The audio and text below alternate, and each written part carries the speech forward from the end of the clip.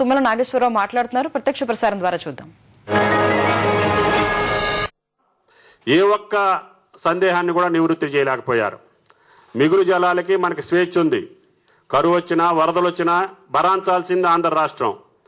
అందుకని మనకి బచావత్ ఇచ్చినటువంటి తీర్పుని తిరగదోడొద్దని 2002కు ముందు సెటిల్ అయినటువంటి అంశాలని పరిశీలించొద్దు, మళ్ళీ దాన్ని రీఓపెన్ చేయొద్దని చెప్పి కమిషన్కి స్పష్టమైనటువంటి ఆదేశాలు ఉన్నప్పటికీ కూడా మిగులు జలాల మీద పంపకానికి కమిషన్ సిద్ధమైనప్పుడు దాన్ని అపోజ్ చేయమని చెప్పాం, కానీ చేయలే.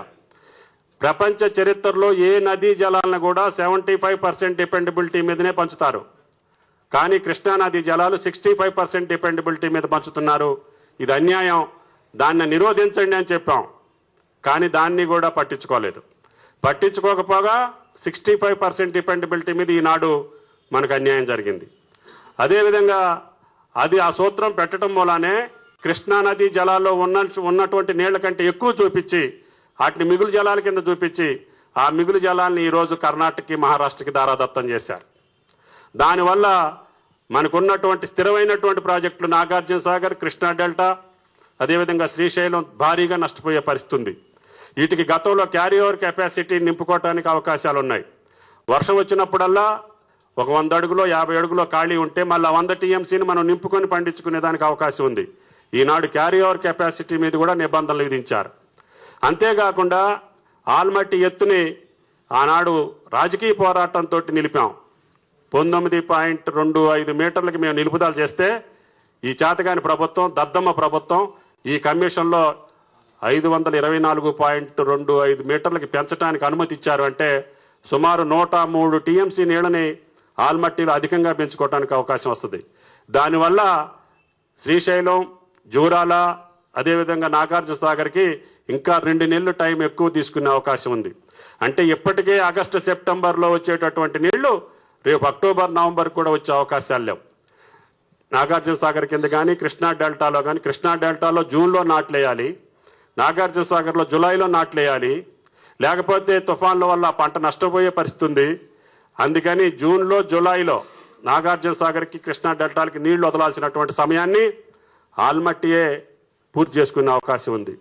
కాబట్టి ఆల్మట్టి ఎత్తు పెంచడంలో ఈ రాష్ట్ర ప్రభుత్వం యొక్క వైఫల్యం మనకి తీవ్రంగా కనపడుతుంది.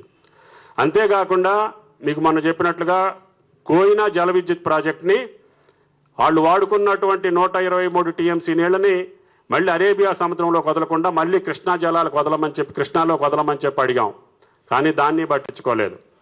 ఈ రకంగా 75 సంవత్సరాల డేటా మన దగ్గర ఉంది.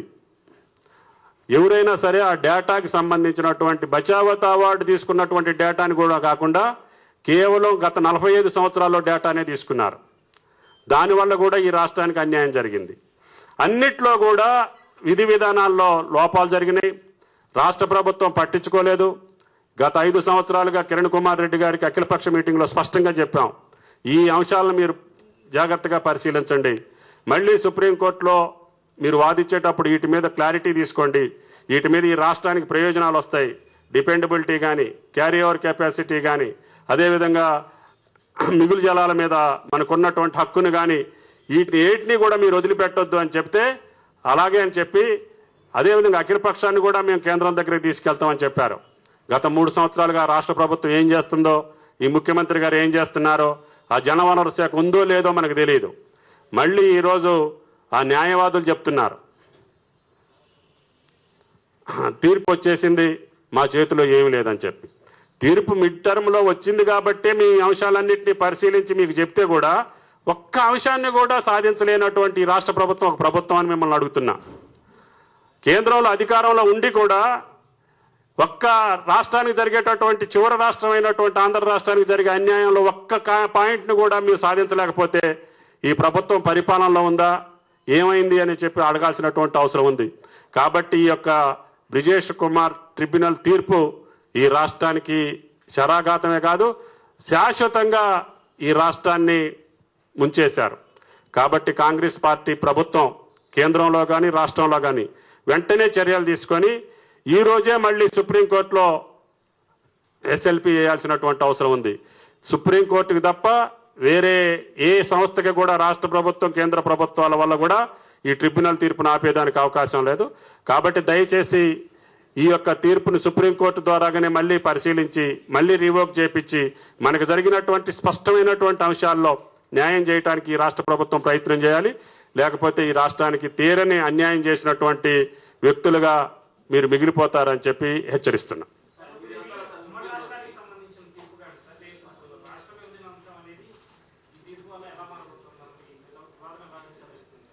వాళ్ళు సింపుల్గా ఏం చెప్తారంటే రాష్ట్ర ప్రభుత్వం విభజన తర్వాత మిగతా రాష్ట్రాలతోటి ట్రిబ్యునల్స్ ఏ రకంగా యాక్ట్ చేస్తాయో ఇక్కడికి కూడా అంతే యాక్ట్ చేస్తాయి, వెళ్ళి ట్రిబ్యునల్కి చెప్పుకోండి లేకపోతే జీఓఎంకి చెప్పుకోండి అంటారు. జీఓఎం తీర్పు ఏమో పూర్తి అయిపోయింది, ఇవాళ కోర్ కమిటీలో పూర్తవుతుంది, రేపు కేబినెట్లో పూర్తవుతుంది. ఆ మంత్రి గారు చెప్తారు మీరు జీఓఎంకి చెప్పుకోండి.